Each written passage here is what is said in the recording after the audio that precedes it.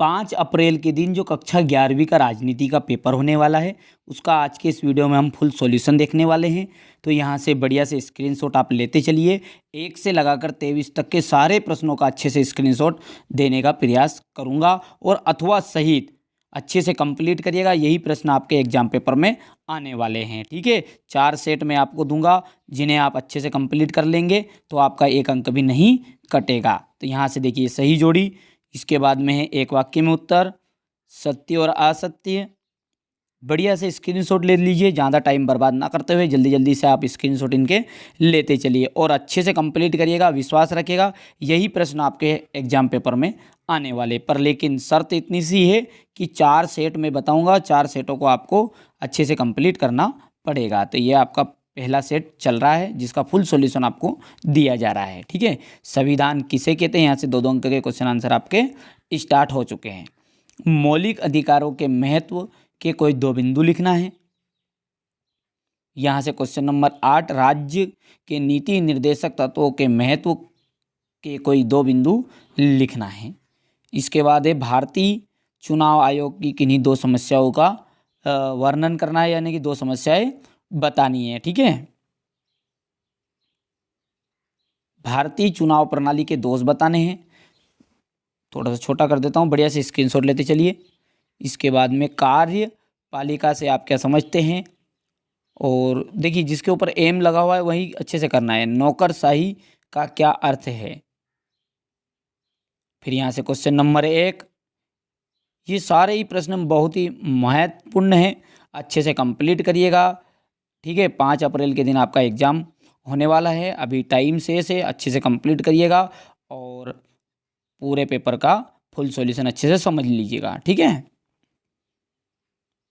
यहाँ से आप कोई 2 उदाहरण देना है। इसके बाद यहाँ से क्वेश्चन नंबर 6, केशवानंद भारती मुकदमे के महत्व के कोई 2 बिंदु देना है। स्वतंत्रता के किन्हीं 2 प्रकारों का वर्णन करना है। फिर यहाँ से क्वेश्चन नंबर 7 और नागरिकता प्राप्ति के कोई 2 तरीके, नागरिकता समाप्ति के कोई 2 कारण, धर्मनिरपेक्षता की कोई 2 विशेषताएं देनी है। धर्मनिरपेक्ष राज्य की आलोचना के कोई 2 बिंदु लिखो। मूल अधिकार क्या है। ठीक है, यहाँ से प्रश्न है मूल अधिकार क्या है, भारतीय नागरिकों को कितने मूल अधिकार दिए गए हैं। मूल अधिकारों के नाम लिखकर किसी एक का वर्णन करना है, तो किसी भी एक का वर्णन कर दीजिएगा। बहुत ही महत्वपूर्ण प्रश्न है और सारे प्रश्न आने योग्य भी है। चलिए इसके बाद में यहाँ से क्वेश्चन 5वां, यहाँ से क्वेश्चन 7,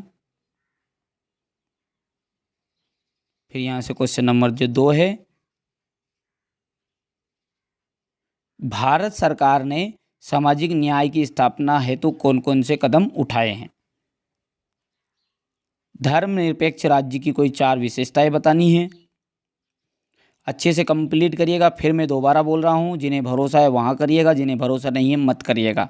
ठीक है, यहाँ चैनल सिर्फ उन बच्चों के लिए है जिन्हें हम पर पूरा भरोसा है और उनके विश्वास को हम कभी भी ठेस नहीं पहुँचाते। ठीक है, 4 सेट में बताऊँगा, चारों को कंप्लीट करना पड़ेगा। फिर मैं बोल दूँ, कोई बच्चा 1 सेट देख लेता है फिर बोलता है कि इसी में से पेपर नहीं आया, तो 1 सेट में से मिलाकर पेपर नहीं आएगा। पहली बात है, खुली बात है अपने पास में। ठीक है, चलिए यहाँ से उच्चतम न्यायालय के कार्य व अथवा क्षेत्राधिकार बताना है, मतलब एक कोई सा भी देना है, प्रारंभिक क्षेत्राधिकार के बारे में वर्णन करना है, बाकी के नाम लिखना है केवल। इसके बाद में है भारत में न्यायिक स्वतंत्रता की प्रमुख विषय शर्तें बतानी है। अच्छे से स्क्रीनशॉट लेते चलिए जल्दी जल्दी। इसके बाद है यहाँ से भारतीय संविधान में संघीय व्यवस्था संबंधी निम्न प्रावधान है। चलिए इसके बाद में यहाँ से ये संगठनात्मक शासन व्यवस्था की विशेषताएं देनी है, गुण उसके बताने हैं। चलिए बढ़िया से स्क्रीनशॉट लेते चलिए। 4 अंक के क्वेश्चन आंसर आपके स्टार्ट हो चुके हैं। तो बड़े क्वेश्चन रहेंगे। राजनीतिक स्वतंत्रता का वर्णन देना करना है।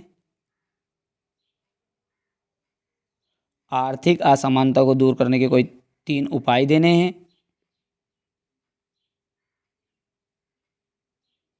इसके बाद है समानता के प्रकार बताने हैं।